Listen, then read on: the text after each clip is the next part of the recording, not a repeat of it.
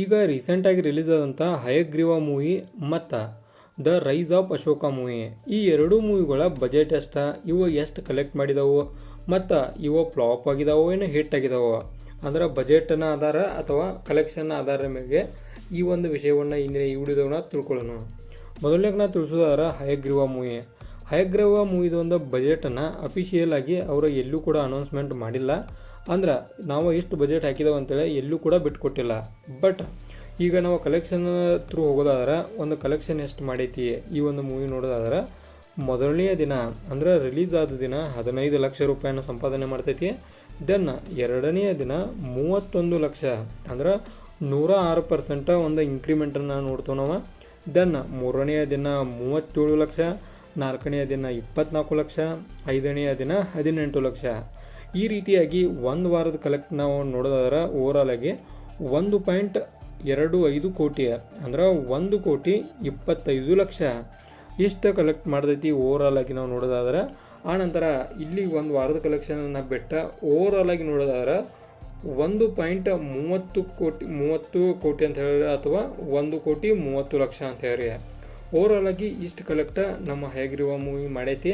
But ಇದರ budget ಗುರುತಾಗಿದ್ರೆ ಇದು ನಮ್ಗೆ ಫ್ಲಾಪ್ ಆಗೈತೋ ಏನೋ ಒಂದು ಹಿಟ್ ಆಗೈತೋ ಅಂತೇಳಿ ಆಬ್ವಿಯಸ್ಲಿ ಗುರುತಾಗಿತ್ತು. ಈಗಿನ ಆಧಾರದ ಮ್ಯಾಗ ನೋಡೋದಾದ್ರೆ ಒಂದು ಡೀಸೆಂಟ್ ಮೂವಿ ಇದಾಗೈತಿ. ಇದಾದ ನಂತರ ನಾವು the rise of Ashoka movie ಬಗ್ಗೆ ಮಾತಾಡೋಣ. ಈ ಒಂದು ಮೂವಿದೊಂದು ಬಜೆಟನ್ನು ನೋಡೋದಾದ್ರೆ ಸುಮಾರು 7 ಕೋಟಿ ಅಂತೇಳಿ ಒಂದು ಕಡೆ ಇದ್ರೆ, ಒಂದೊಂದು ಕಡೆ 3 ಕೋಟಿ ಲೋನ್ ತೊಗೊಂಡಾರು ಅಂತೇಳಿ ಒಂದು ಕಡೆ ಇರ್ತೈತಿ. ಅಂದ್ರೆ ಇದ್ರದ್ದು ಒಂದು ಬಜೆಟಿನ ಪ್ರಕಾರ ನೋಡೋದಾದ್ರೆ ಈ ಒಂದು ಮೂವಿ ಫ್ಲಾಪ್ ಆಗೈತಿ. ಅಂದ್ರೆ ಮೊದಲನೆಯ ದಿನ 16 ಲಕ್ಷ, ಎರಡನೆಯ ದಿನ 11 ಲಕ್ಷ, ಮೂರನೆಯ ದಿನ 21 ಲಕ್ಷ, ನಾಲ್ಕನೆಯ ದಿನಕ್ಕೆ ಬಂದ್ರೆ ಕೇವಲ 5 ಲಕ್ಷ, ಆನಂತರ ಐದನೆಯ ದಿನಕ್ಕೆ 9 ಲಕ್ಷ. ಅಂದರೆ ಈ ರೀತಿಯಾಗಿ ಬಹಳಷ್ಟು ಕಡಿಮೆ ಅಮೌಂಟನ್ನು ಕಲೆಕ್ಟ್ ಮಾಡೈತಿ. ಸತೀಶ್ ಅವರ ನಿಜವಾಗ್ಲೂ ಈ ಒಂದು ಮೂವಿ ಇಷ್ಟು ಕಲೆಕ್ಟ್ ಮಾಡ್ತೈತಿ ಅಂದರೆ ಇಷ್ಟು ಲೋ ಲೆವೆಲ್ ಕಲೆಕ್ಟ್ ಮಾಡ್ತೈತಿ ನಾವು ಅನ್ಕೊಂಡಿರ್ಕಿಲ್ಲ. ಬಟ್ ಏನೂ ಮಾಡೋಕ್ಕಾಗಲ್ಲ, ಒಂದು ಕಲೆಕ್ಟ್ ಮಾಡಿದ್ದ ಮುಂದಿರುವಾಗ ಅದನ್ನೇ ಹೇಳಬೇಕಾಗೈತಿ. ಓವರಾಲಾಗಿ ಟೋಟಲಾಗಿ ನೋಡೋದಾದ್ರೆ ಸುಮಾರು 62 ಲಕ್ಷ ರೂಪಾಯಿನ ಸಂಪಾದನೆ ಮಾಡೈತಿ. ಇದು ನೋಡೋದಾದ್ರೆ ಮ್ಯಾಸಿವ್ ಆಗಿ ಹೇಳೋದಾದ್ರೆ ಒಂದು ಫ್ಲಾಪನ್ನು ಅನ್ಸೈತಿ ನನಗೆ. ದೆನ್ ಇದ್ರ ಬಗ್ಗೆ ನಿಮಗೇನು ಅನಿಸ್ತೈತಿ ಅಂದ್ರೆ ಹಯಗ್ರೀವ ಮೂವಿ ಬೆಸ್ಟ್ ಐತೋ ಏನು the rise of Ashoka movie best ಐತೋ? ಅಂದ್ರೆ ಧನ್ವೀರ್ ಅವ್ರು ಬೆಸ್ಟ್ ಅಭಿನಯ ಮಾಡಿದಾರೋ ಅಥವಾ ಸತೀಶ್ ಅವರ ಬೆಸ್ಟ್ ಅಭಿನಯವನ್ನು ಮಾಡಿದಾರೋ? ನಿಮಗೇನು ಅನಿಸೈತಿ ಡೆಫಿನೆಟಾಗಿ ತಿಳಿಸ್ರಿ.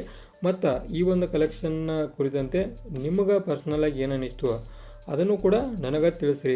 ಯಾಕಂದ್ರೆ ನಿಮ್ಮ ಒಂದು ಸ್ಟೇಟ್ಮೆಂಟನ್ನು ಕೇಳೋಕೆ ನಾ ಕಾಯತ್ತನೋ ಆ ಕಾರಣಕ್ಕೆ. ಇದಾಗಿತ್ತು ದ ರೈಸ್ ಆಫ್ ಅಶೋಕ ಮತ್ತು ನಮ್ಮ ಹಯಗ್ರೀವ ಮೂವಿದ ಒಂದು ಕಲೆಕ್ಷನ್ ಡೀಟೇಲ್ಸ. ಇದೇ ಥರ ನಿಮಗೆ ಇನ್ಫಾರ್ಮೇಟಿವ್ ವಿಡಿಯೋಗಳು ಬೇಕಾದ್ರೆ ಚಾನಲ್ ಸಬ್ಸ್ಕ್ರೈಬ್ ಮಾಡ್ಕೊರಿ. Video informative like ಕೊಟ್ಟೋಗ್ರಿ.